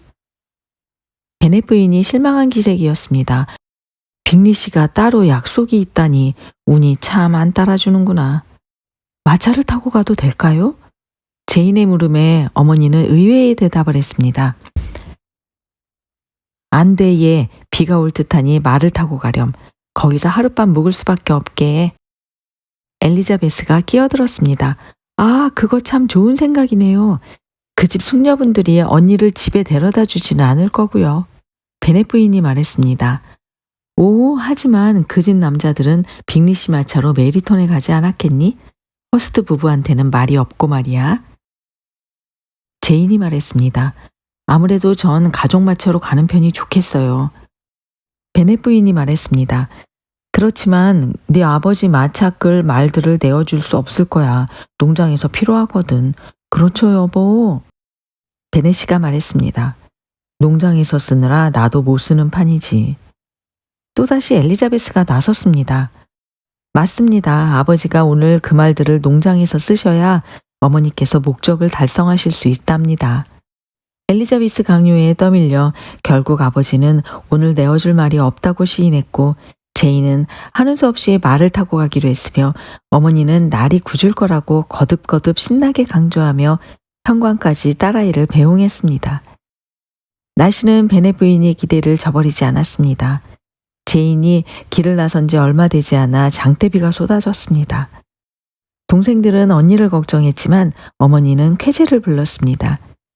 비는 저녁 내내 줄기차게 퍼부었고 역시나 제인은 절대 돌아올 수 없었습니다. 내가 생각한 대로 하늘이 돕는구나. 베넷 부인은 비가 오는 것도 자기 덕인 양 몇 번이고 흡족하게 되뇌었습니다.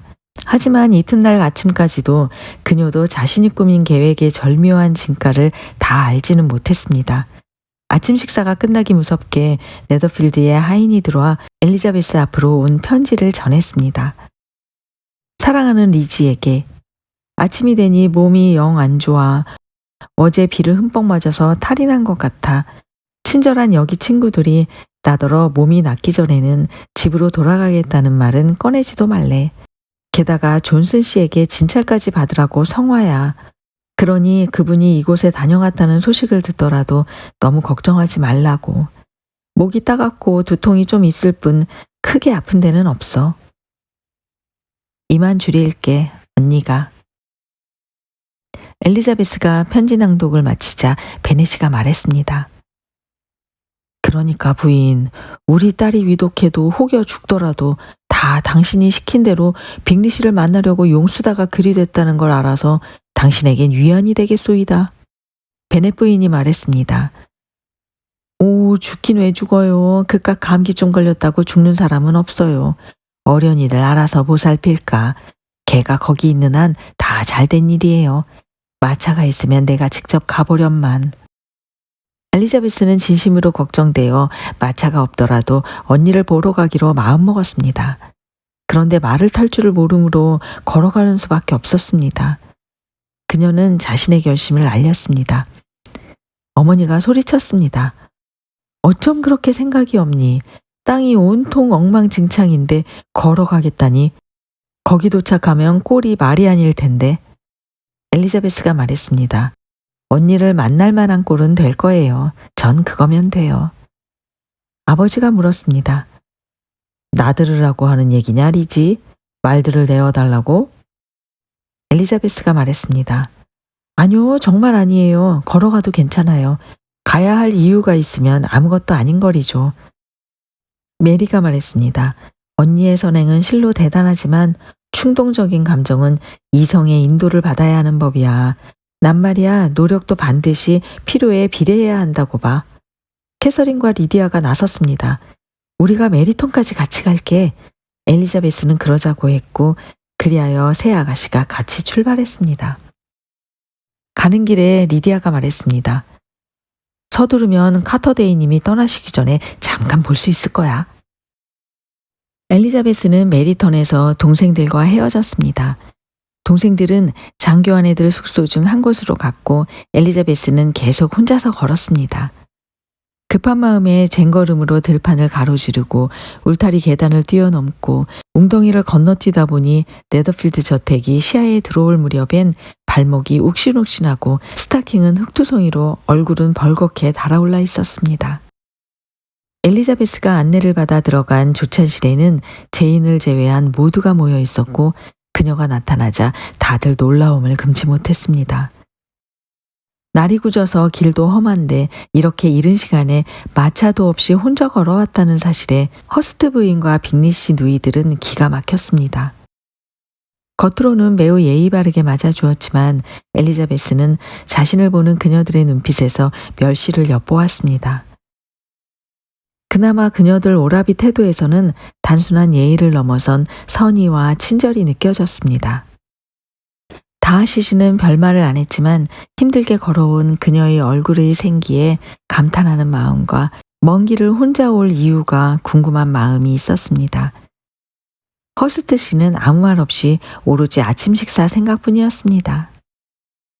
엘리자베스가 언니의 안부를 묻자 그리 반갑지 않은 대답이 돌아왔습니다. 베넷 양은 간밤에 잠을 잘 이루지 못했고 지금은 깨어있긴 하지만 고열로 몸져 누운 탓에 방에서 나올 수 없다는 것이었습니다. 다행히 빅리 씨 누이가 곧장 엘리자베스를 언니에게로 데려다 주었습니다. 동생을 보자 제인도 깜짝 놀랐습니다. 이렇게 와주길 간절히 바랬지만 걱정이나 불편을 끼칠까봐 말하지 않았던 것입니다. 제인은 지금의 몸 상태로는 말을 많이 할 수 없어서 빅리 씨 누이가 나간 후에도 여기서 극진한 대접을 받아 얼마나 고마운지 모른다는 말밖에 거의 한마디도 못했습니다. 엘리자베스는 묵묵히 언니를 간호했습니다. 아침 식사를 마친 빅리 씨 누이가 방으로 찾아왔습니다. 제인을 진심으로 아끼고 걱정하는 그녀들의 모습에 비로소 엘리자베스도 호감을 느끼기 시작했습니다. 약제사가 와서 제인을 진찰했습니다. 모두의 예상대로 그는 환자가 감기에 심하게 걸렸으니 건강을 회복할 수 있도록 옆에서 힘써야 한다고 말했습니다. 그리고 환자에게 도로 침대에 누우라고 하고는 약을 지어주겠다고 했습니다. 마침 열이 오르고 머리도 깨질 듯 아팠던 제인은 얼른 약제사의 소견에 따랐습니다. 엘리자베스는 잠시도 언니 곁을 떠나지 않았습니다. 빅리 자매도 거의 자리를 지켰는데 사실 남자들이 외출해서 달리 할 일이 없었습니다. 시계가 3시를 알리자 이제 돌아갈 때가 된 듯하여 엘리자베스는 매우 내키지 않았지만 이만 가보겠다고 했습니다. 빅리 씨 누이들이 마차를 내어준다기에 조금만 더 권하면 못 이기는 척 타고 갈 셈이었습니다. 하지만 제인이 동생과 헤어지는 걸 너무 아쉬워하는 기색이라 빅리 씨 누이는 마차를 더 권하는 대신 당분간 네더필드에 머물러 달라고 바꾸어 말할 수밖에 없었습니다. 엘리자베스는 더없이 감사하게 승낙했고 네더필드에서는 하인을 롱본으로 보내어 베네가에 이 사실을 알리고 옷가지를 챙겨오게 했습니다.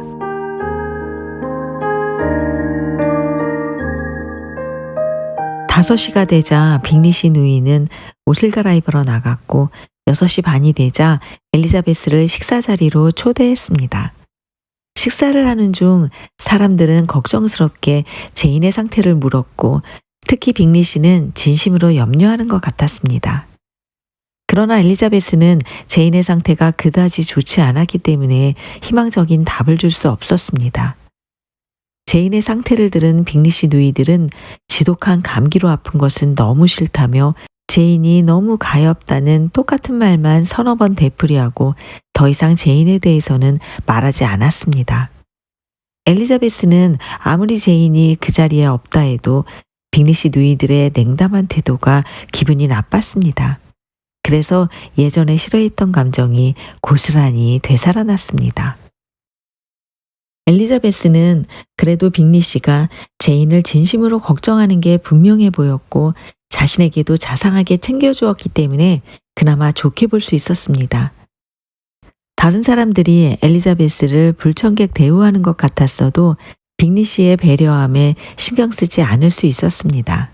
빅리 씨 누이들은 다하시 씨에게 푹 빠져 있었고 허스트 씨는 그저 먹고 마시며 카드놀이나 하는 사람처럼 보였습니다. 식사를 마치고 엘리자베스는 다시 언니 방으로 갔습니다. 그녀가 나가자마자 빅리 씨 누이들은 험담을 시작했습니다. 오만함과 뻔뻔함으로 매너가 아주 없다며 대화할 줄도 모르고 품위도 취향도 없고 외모까지 별로라고 깎아내렸습니다. 이에 대해 허스트 부인도 맞장구 쳤습니다. 루이저가 말했습니다. 대단히 잘 걷는 것밖에는 내세울 게 없는 여자야. 아침에 그 꼴을 두고두고는 잊을 수가 없어. 동물 같았다니까. 캐롤라인이 말했습니다. 맞아 언니, 나도 웃지 않으려고 무지했었는데 언니가 감기 걸렸는데 걸어서 여기까지는 왜 온 거야? 머리는 산발을 하고. 루이저가 말했습니다. 그리고 속치마에 묻은 흙 봤어? 그걸 감추려고 겉옷을 내리는 꼴은 참. 빅리 씨가 누이의 말을 가로막았습니다. 그만해라. 아주 자세하기도 봤네. 나한테는 하나도 안 보이던데. 나는 엘리자베스가 우리 집에 처음 왔을 때 멋지게만 보이던걸? 속치마 같은 건 보이지 않던데. 빅리 씨 누이는 오빠의 말을 무시하고 다하시에게 말을 걸었습니다. 다하시 씨도 보셨죠? 당신 누이가 그런 꼴이라면 좋으실 리가 없죠. 물론입니다. 캐롤라인이 말했습니다. 3마일인지 4마일인지 5마일인지 그 먼 길을 혼자서 흑투성이가 되도록 걷다니 우쭐대고 싶은 건지 예의도 없이 정말 촌뜨기 같아. 빅리 씨가 말했습니다. 나는 언니를 향한 사랑이 느껴져서 좋던데. 빅리 씨 누이는 또 못마땅한 소리를 하는 오빠에게 대꾸하는 대신 다하시에게 반쯤 속삭이듯이 말했습니다. 어쩌죠 다하시 씨. 그녀의 맑은 눈빛에 감탄하셨는데 이번 일로 심경에 변화가 생긴 건 아니에요? 다하시 씨가 말했습니다. 전혀요. 오래 걸어서 눈이 더 반짝거리던데요. 다하시 씨 대답에 잠깐 정적이 감돌았고 이내 허스트 부인이 분위기를 바꿨습니다. 제인 베넷은 정말 마음에 들어. 정말 사랑스러운 아가씨잖아. 난 진심으로 그 아가씨가 잘 됐으면 좋겠어. 하지만 부모도 그렇고 친척들도 영 못 받쳐주고 아무래도 좋은데 시집가긴 틀렸지 싶네. 캐롤라인이 말했습니다. 이모부가 메리턴에서 변호사로 일한다고 했던 것 같은데? 맞아. 또 외삼촌인가는 칩사이드 상인 지역 근처에 사는 것 같던데? 대단한 집안이네. 두 자매는 배꼽을 잡고 웃어댔습니다.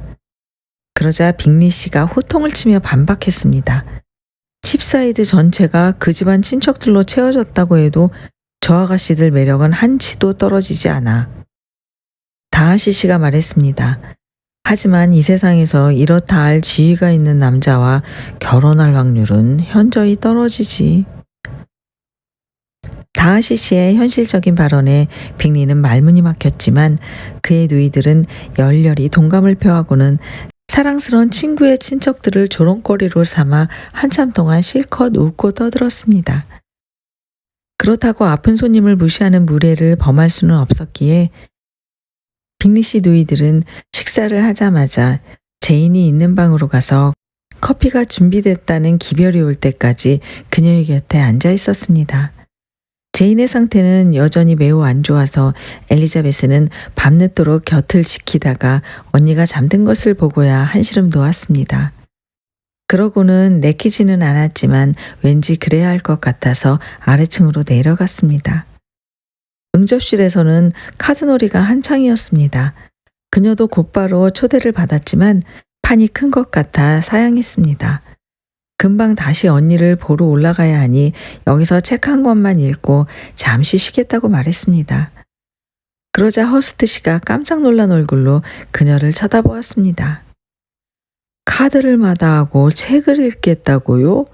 거참 특이하군. 빅리 씨 누이가 말했습니다. 엘리자베스 베넷 양은 카드놀이를 경멸하지요. 대단한 애서가여서 다른 건 무엇도 즐겁지 않으시답니다. 엘리자베스는 힘주어 맞받았습니다. 칭찬이건 비난이건 제게 하실 말씀은 아닌 것 같네요. 전 대단한 애서가도 아니고 독서 이외에도 아주 많은 것을 즐기거든요. 빅리 씨가 말했습니다. 심지어 언니분을 간호하는 일에서도 즐거움을 찾으시는 것 같던데요. 곧 언니분이 쾌차하시는 것을 보면서 그 마음이 더욱 흡족해지길 바랍니다. 엘리자베스는 진심에서 우러나오는 감사를 전하고 책 몇 권이 놓인 탁자로 걸어갔습니다. 빅리 씨가 얼른 다른 책들을, 아니 서재에 있는 책 전부를 가져다 주겠다고 했습니다. 소장한 책이 더 많았더라면 엘리자베스한테도 좋고 제 체면도 섰을 텐데 제가 이렇게 게으릅니다. 책이 많지도 않은데 읽은 책보다 한 번도 들여다보지 않은 책이 더 많네요. 엘리자베스는 여기 있는 책들로도 충분하니 안심하라고 말했습니다. 빅리 누이가 말했습니다. 나로선 경악할 노릇이라니까. 아버지께서 물려주신 책이 고작 이 정도밖에 안 된다니. 펜벌리에 있는 다하시 서재는 진짜 굉장한데. 그렇죠, 다하시 씨. 그야 몇 대에 걸쳐 꾸민 서재니까요. 거기다가 다하시 씨의 공이 아주 많이 더해졌고요. 항상 책을 사시잖아요. 이런 시대에 가문의 서재를 방치하는 걸 난 이해할 수 없습니다. 방치라니요. 그 웅장한 저택의 미관을 가꾸는 거라면 무엇도 방치하지 않으시면서. 오빠, 언젠가 지을 오빠 집은 펜벌리의 반만 따라가도 좋겠어. 빅리 씨가 말했습니다. 나도 바라는 바야. 그럼 진지하게 조언 좀 할게. 그 동네 땅을 사서 펜벌리를 참고해 집을 지으라고. 잉글랜드에 더비셔보다 나은 주는 없어. 빅리 씨가 말했습니다. 다하시가 매물로 내놓기만 한다면 난 그냥 펜벌리를 살 거야. 캐롤라인이 말했습니다. 난 가망 있는 얘기를 하잖아, 오빠. 빅리 씨가 말했습니다. 이봐, 캐롤라인. 비슷한 집을 짓기보다 펜벌리를 사겠다는데 이게 더 가망 있는 얘기 아니야?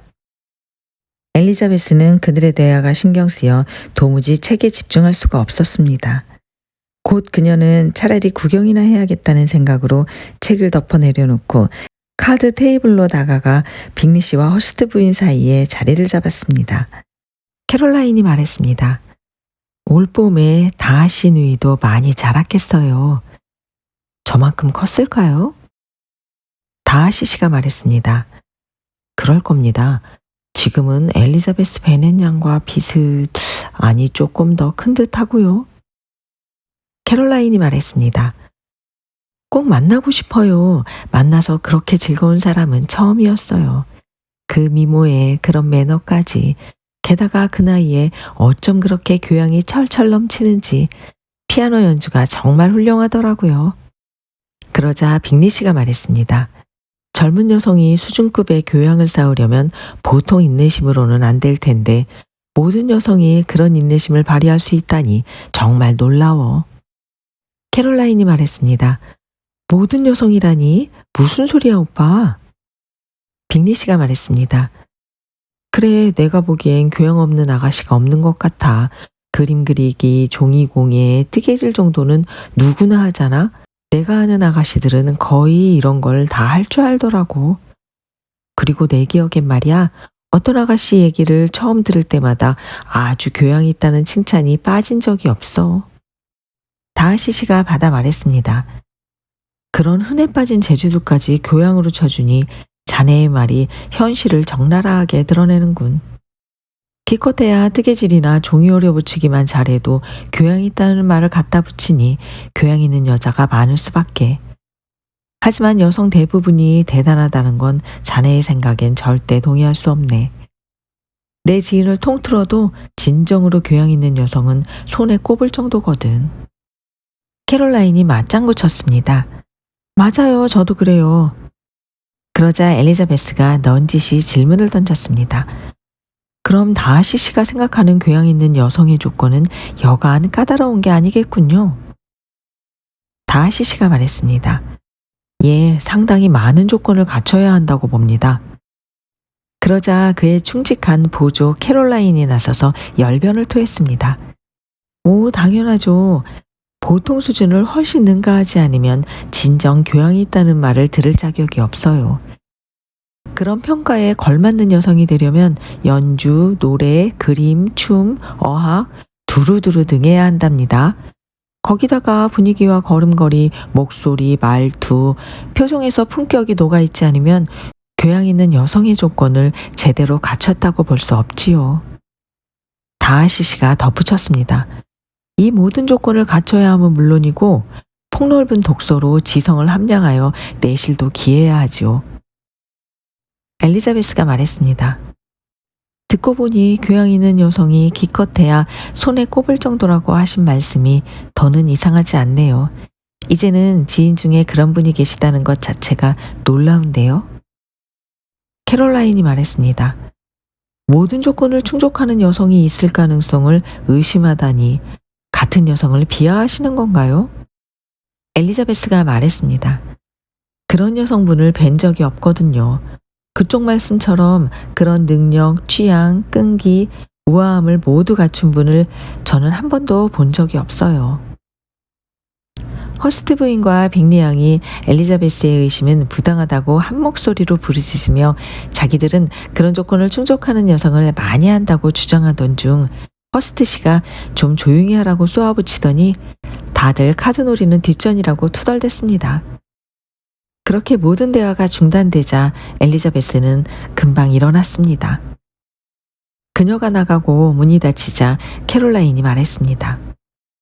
엘리자베스는 같은 여자를 깎아내려 자신을 돋보이게 하는 그런 사람이군요. 아마 그런 방법에 넘어가는 남자가 많겠어요. 하지만 내 기준엔 그건 수준 낮은 짓이에요.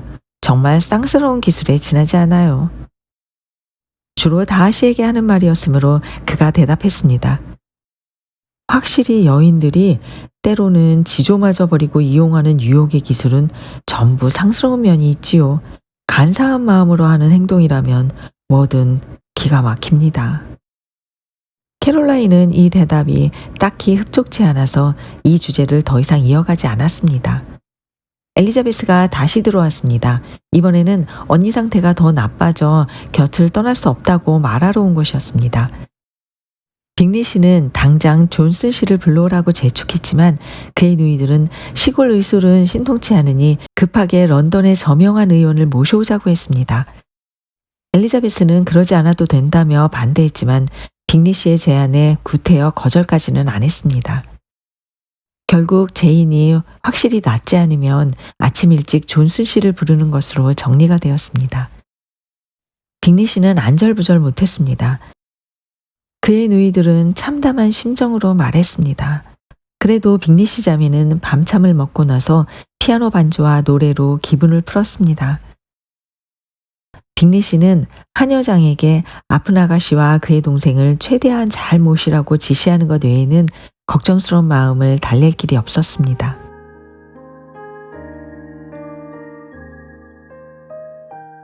엘리자베스는 언니 곁에서 밤새 간호했습니다.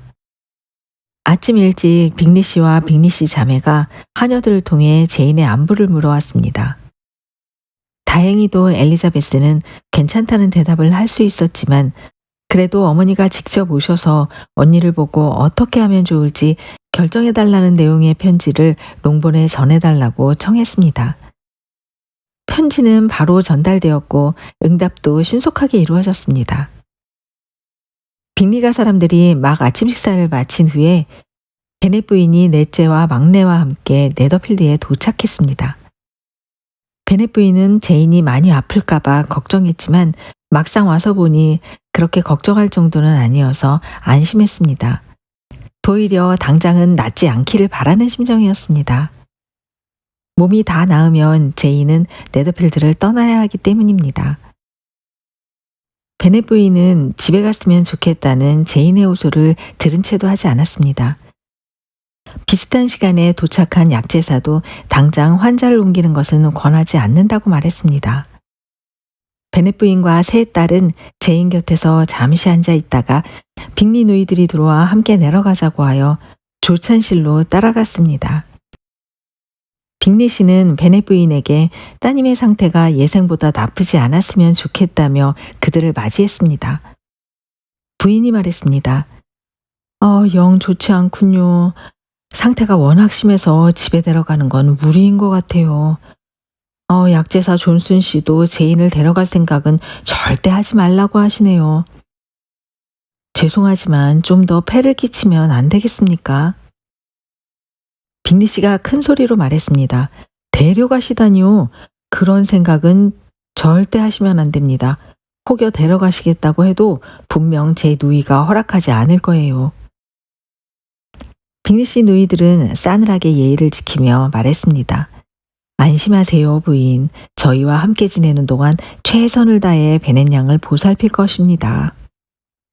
베넷 부인은 너무너무 고맙다는 인사를 2번, 3번 아낌없이 쏟아내고는 이렇게 덧붙였습니다. 정말이지 이렇게 좋은 친구분들이 아니었다면 우리 애가 어찌 됐을지 모르겠어요. 정말 많이 아파서 고생이 이만저만 아니니까요. 정말 많이 아파서 고생이 말이 아니네요. 워낙 참을성이 대단한 아이라 그나마 이 정도인 것 같습니다. 걔가 원래 그래요. 내가 이제껏 걔만큼 착한 애를 한 명도 못 봤다니까요. 우리 딸들한테도 자주 말한답니다. 너희는 언니하고 비교가 안 된다고요. 근데 조찬실이 참 이쁘네요, 빅리 씨. 자갈길이 내려다 보이는 게 전망도 너무 멋진데요. 내가 알기론 이 지방에서 네더필드만한 곳이 없어요. 바로 여기를 떠날 생각은 아니지요? 짧게 인대했다고 들었습니다만. 빅리 씨가 말했습니다. 제가 뭐든 결정만 되면 서둘러 해치우는 편이긴 합니다. 그러니 네더필드를 떠나기로 마음먹으면 아마 5분 안에 나갈걸요.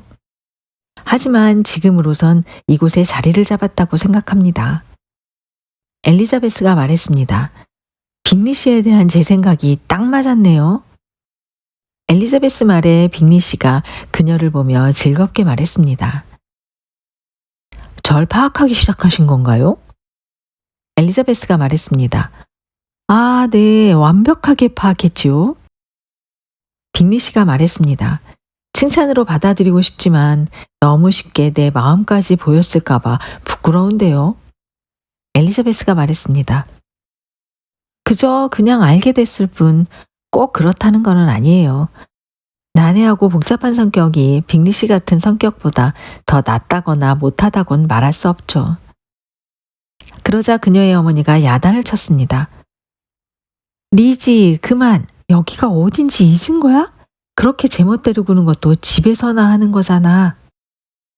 하지만 빅리 씨가 곧바로 대화를 이어갔습니다. 사람들 성격을 연구하는 취미가 있으신 줄은 미처 몰랐습니다. 아주 재미있을 것 같은데요. 엘리자베스가 말했습니다. 네, 그 중에서도 복잡한 성격이 가장 흥미롭지요. 적어도 흥미롭다는 장점 하나는 있습니다. 그러자 불쑥 다하시 씨가 끼어들었습니다. 주변에서 그런 연구 대상을 찾기 쉽지 않을 텐데요. 시골 동네라 매우 좁고 단조로워서 주변에 그런 대상을 찾기 어렵지 않을까요? 엘리자베스가 말했습니다. 하지만 사람들은 아주 잘 변하거든요. 그래서 관찰할 대상이 절대로 끊이지 않는답니다. 베넷 부인도 시골 동네를 무시하는 다하시 씨의 태도에 발끈해서 소리를 쳤습니다. 암요, 그런 일은 도시 못지않게 시골에도 많다고요. 모두가 깜짝 놀랐고 다하시 씨는 잠깐 그녀를 쳐다보더니 말없이 외면했습니다. 그렇게 다하시 씨의 길을 완전히 꺾었다고 믿은 베넷 부인은 의기양양하게 말을 이어갔습니다. 나로선 상점과 공공장소 말고는 런던이 시골보다 그렇게 좋을까 싶어요. 시골이야말로 쾌적하게 살기 좋은 곳이죠. 그렇지 않나요, 빅리 씨? 빅리 씨가 말했습니다. 시골에 있을 땐 시골에 눌러 앉고 싶은데 도시에 있으면 도시에 머무르고 싶어요. 각각 장점이 있어서 전 어느 쪽이든 똑같이 잘 지낼 수 있습니다. 베넷 부인이 말했습니다. 그러시군요. 그건 빅리 씨가 워낙 성격이 좋아서죠.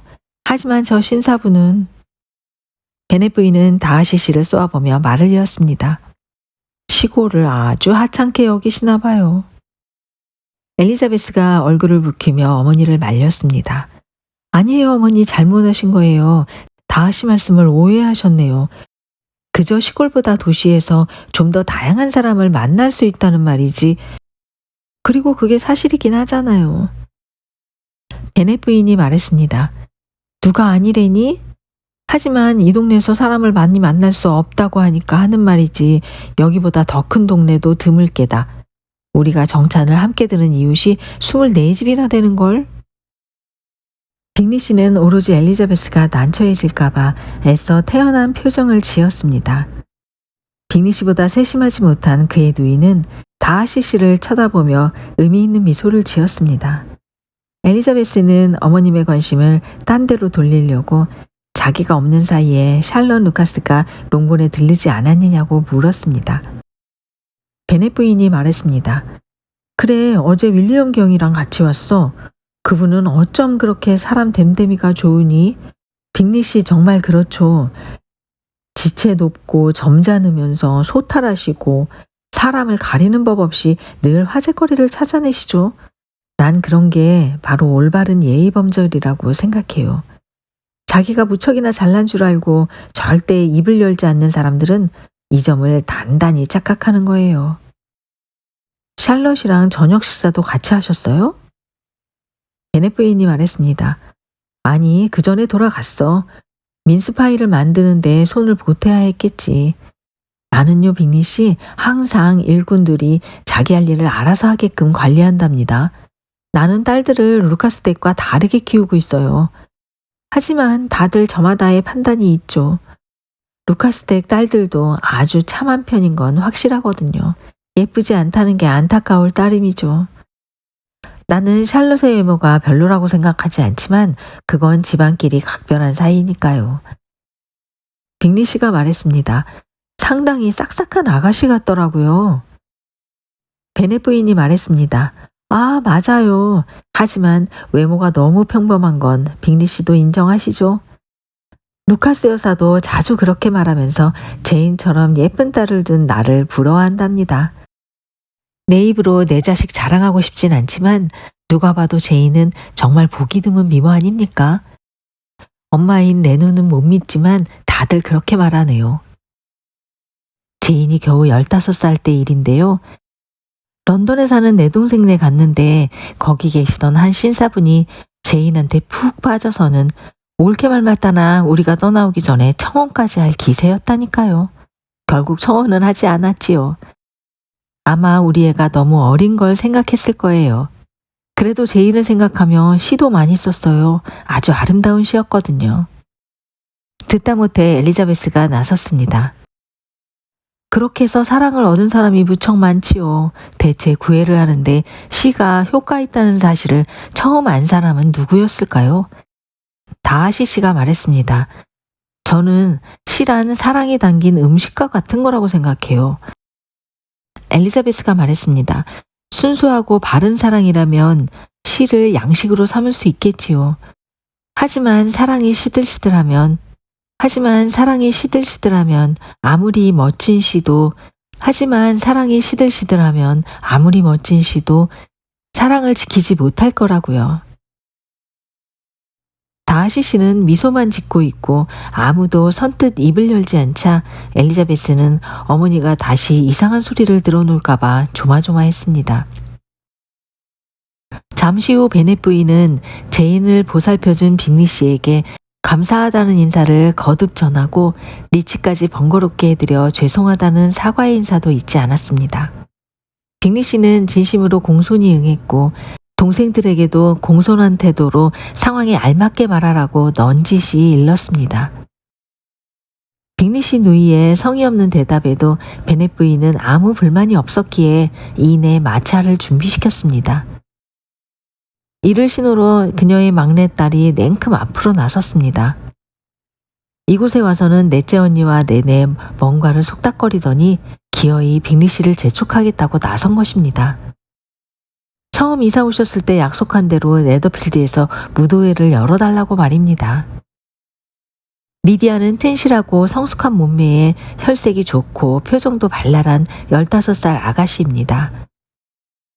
어머니 덕분에 이른 나이에 사교계에 발을 들였고 원래 자유분방하고 천성적으로 자기 만족에 젖어 사는 편이었는데 이모부가 마련해준 훌륭한 정찬 자리와 그녀 자신의 자연스러운 태도로 장교들의 관심을 끌게 되자 이제는 자기 만족이 지나쳐 기고만장한 수준에 이르렀습니다. 그런 까닭에 그녀는 당당히 빅리 씨에게 무도의 이야기를 꺼내고 느닷없이 약속을 상기시키는 것이었습니다. 그것도 모자라 약속을 지키지 않는다면 세상에서 가장 수치스러운 일일 거라고 충고까지 덧붙였습니다. 이 갑작스러운 공격에 대한 빅리 씨의 대답은 베넷 부인을 기쁘게 했습니다. 빅리 씨가 말했습니다. 언니분의 건강이 회복되는 대로 언제든 약속을 지킬 준비가 돼 있으니 안심하세요. 괜찮다면 아가씨께서 날 잡아주시는 것도 좋겠군요. 언니가 아픈 와중에 춤출 기분은 아닐 테니까요. 리디아는 흡족한 얼굴로 좋다고 답했습니다. 오, 당연하죠. 언니가 다 나을 때까지 기다려야죠. 그때쯤이면 카터데이 님도 메리턴에서 계실 거고요. 빅리 씨가 무도회를 여시면 그분들께도 무도회를 열어달라고 졸라야겠어요. 안 그러면 아주 수치스러운 일이 될 거라고 포스터 대령님께 말씀드릴 거예요. 곧이어 베넷 부인과 두 딸은 롱본으로 출발했고 엘리자베스는 자신과 가족들의 행동이 그들의 화제에 오를 걸 알면서도 지체 없이 제인을 돌보러 올라갔습니다. 빅리 누이는 온갖 방법으로 험담을 했지만 다하시 씨는 엘리자베스에 대한 험담만은 동참할 수가 없었습니다.